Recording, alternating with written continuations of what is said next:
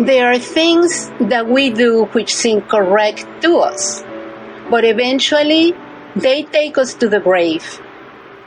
I want to ask a small question to those who drive vehicles, either a motorcycle, a car, or who work in the transport sector. Let me give you the scenario. Each time you are going to travel somewhere and you notice that the traffic is somewhat heavy on your way to your destination, you move along the highway and you run into a sign that says detour. You look in your map.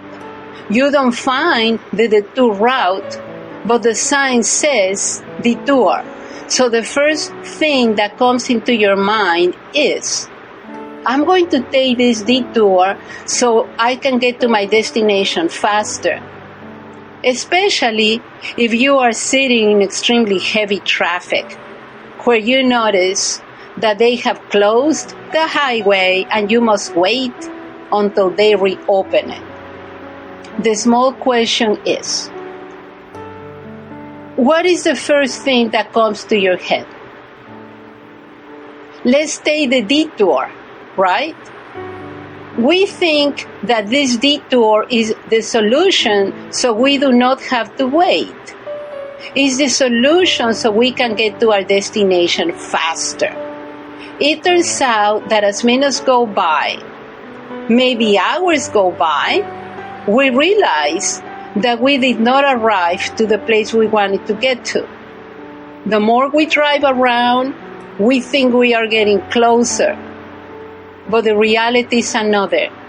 We are getting farther away. We are moving away from the safe road.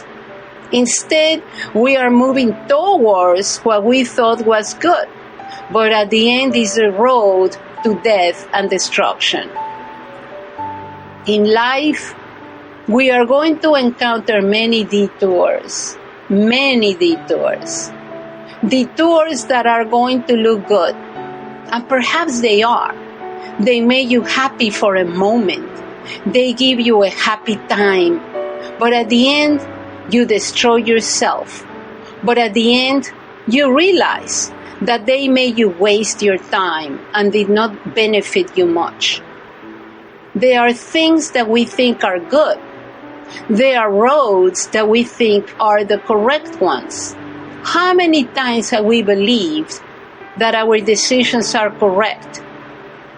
Because life has taught me much, because I have experience, because I have already learned that, because I know a lot, because when you were going, I was already coming back, because with age comes wisdom, etc., etc. We fill ourselves with so many sayings so we can justify ourselves and make other people think that the decisions that we make are the correct ones, that we are the ones who are right. We have a haughty attitude and we believe that if we have the control, we know everything. But we are not realizing that this lack of humility is marking a serious ending on the road that is not going to affect us, but is going to affect everyone around us as they are depending on what we are doing. So they're affecting us and they're affecting them. There are things that we do, Solomon said in the book of Proverbs, chapter 14, verse 12, that seem correct to us. And it is there where we fall into the error. We try to do the things that seem to us. The word seem to us is expressing a broad meaning of those things that could have an equal motivation. They could have a characteristic equal to what is good, but it's not what is good. I am making myself understood, right? When you see something, you say, it seems like that bag is the original. It seems to you that it is the original because it just seems good to you. because at first sight, it has no error. But what happens if you start examining it? What happens if you start checking it out? You begin to check the seam. You begin to check the labels. You begin to observe its interior. You stick your hand in. You begin touching it, and you realize that it seems to be the original, but it's not.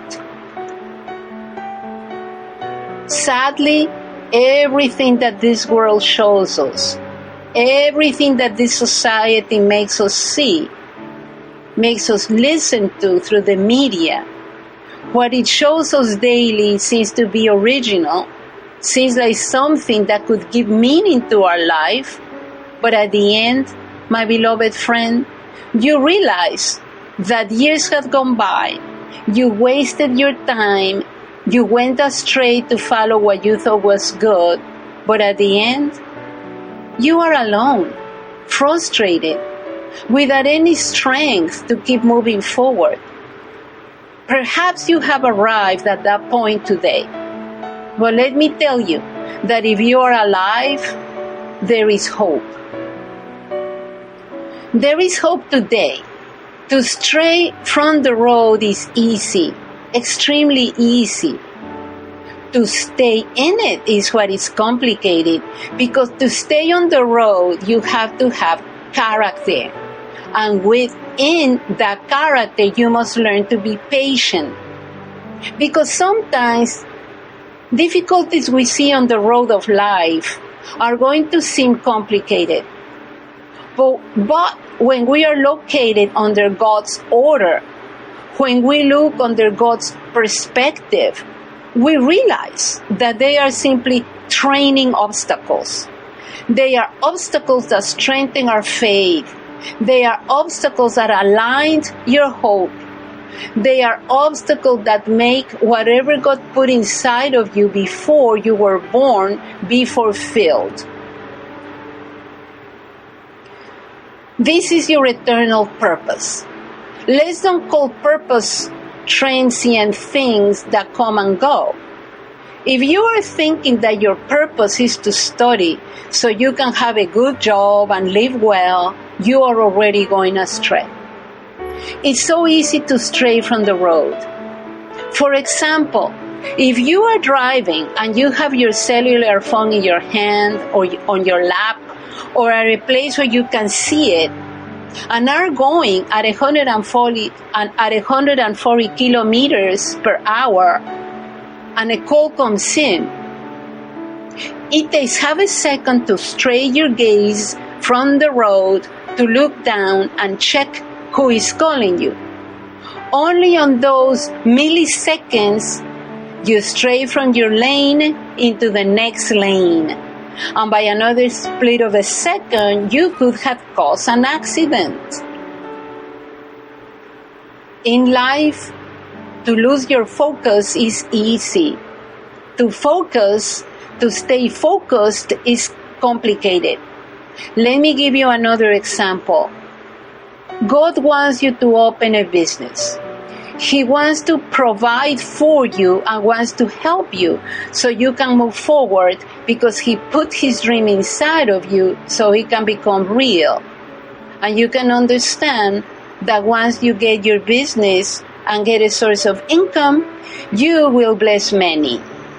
And you will not only bless many with the material aspect, but with the spiritual aspect too, as many will know Jesus' message by learning how He transformed your life and how He can transform theirs too. These are people who will follow you. But starting a business is not easy, isn't it? Maybe many are in this process of starting a business or of rebuilding again to rise again right now. It will cost you. You must use everything you have and trust in the Lord. Nevertheless, if God promised, He will back you up and will help you to make it real. It will be fulfilled. But you must be patient. And this is what is hard for us.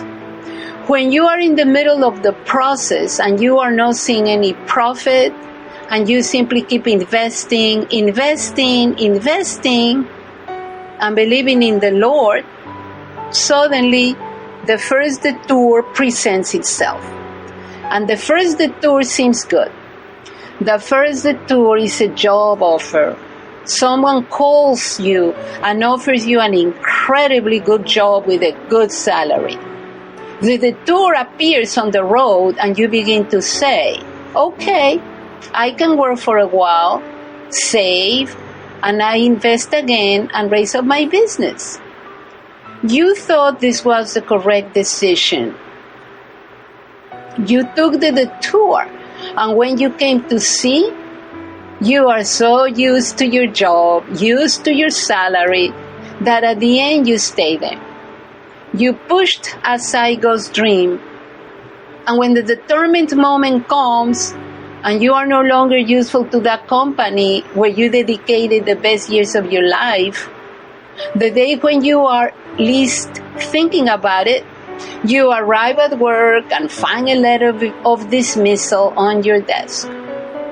When you come to see, you were left with many debts, worried, and without knowing what to do, because you thought it was the correct choice.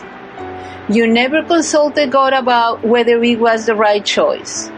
You did not believe God, and you took the detour. Another example, you got married. God placed a wonderful person next to you. During the first years of marriage, which are the years where you adapt to each other, where you adjust to each other, different problems begin to emerge. Differences begin to emerge. Difficult economic situations that you must confront. As years go by, you begin to doubt if you really chose correctly, and the first detour appears. If you are a woman, a man appears who begins to make you happy, who begins to tell you which are your best characteristics, who begins praising you. What your husband does not do at home, he begins to do. You open your ears to him and you give way to a friendship, something beyond a friendship, because you feel good. If you are a man, a woman arrives who looks beautiful in the outside, who treats you super well, and you feel extremely good, so you say, it seems like finally what I needed is here. This detour presented itself to you, and you thought it was the correct one. In your everyday thinking, you are working on a plan, thinking which is the correct one so no one will find out. You simply feel so good, so you choose to feel good. But you do not think about your children. You do not think about the blessing that God has given you. You took the detour. You thought it was the good one because you needed to be happy. When you come to see, this man, once he courted you and pulled you away from your household, this woman with her attractions who pulled you away from your household, from your children, from your wife, now has a relationship with someone else. He or she left you because you ran out of money, because you got old, because he or she was bored with you. So he or she looked for someone else. At the end, you find yourself in a room all alone, with your children destroyed, with a broken marriage. The difficult circumstance you were experiencing in your household would have passed. It would have been the best place for you, because God was in the middle of the road, aligning everything. But you were not patient, and you allowed yourself to be guided by what you thought was good. I can give you a lot of more life examples. The Lord calls you to serve Him, you take vacations, you find a detour, you thought you were going to arrive soon. When you come to see, you ended up away from God. And the question is, and now what? Do you know what is the most terrible thing of all? That going astray is so easy. That when you open your eyes, you end up with your hands in your head saying, and in what moment did I turn away from God? In what moment did I lose my household, my home? In what moment did I get involved with these businesses which I thought were the correct ones? God had given you the correct business. Little by little, you had to start building it with a lot of patience, valuing every small beginning so you could learn to be faithful where there was little, so you could later be faithful where there was much. But you went astray. An option presented itself to you. Illicit businesses, irregular, where you could make more money in very little time. You took the detour, and when you came to realize it, you said, and in what moment did I end up entangled in this problem with the Department of Justice? In what moment did I end up in jail? In what moment did I poison my body and ended up in a hospital bed? In what moment did I end up alone and my children hating me? In what moment did I end up alone, discarding God's blessing, which was my home, and God's inheritance, which was my children? In what moment did I leave home, forgetting everything, thinking that I was correct? In what moment did I discard my parents' counsel, who told me to be careful? In what moment did I in what moment did I stop listening? In what moment did I take the detour? In what moment did I lose my focus? In what moment? And now I am here with nothing. Perhaps this is happening to you today, or perhaps you are halfway into the detour road, and this word is an alert call for you, like a GPS, showing you where you are right now. You have taken the wrong route. My beloved friend, but you are alive today. Sadly, many things around you have fallen. It seems that you are ruined. But even here, good news arrived. It seems, but it's not final. Because the Father is here with open arms, waiting for you, telling you, son, daughter, return home. God your Father is telling you with open arms, I gave my Son Jesus for you. Accept Him in your heart and allow Him to rule your life. I can make you return to the correct road. God can do it today because there is hope. Father, thank you for your word, and thank you, my King, for what you taught us today, because it is good, because although we have made decisions, wrong decisions, and we have had serious consequences, your love and mercy are so big that you transform everything, Lord. Help us to return. We do not know at what moment we lost our focus, but today we cry out to you for your mercy. Help us to return to you. You are the correct road. I need you. This was a translation of a devotional delivered by your pastor and friend Elias Hoyos. He hopes that this word was of advice to you and that you understand that God always arrives just in time. He reminds you that if you have life, you have hope. He sends you blessings.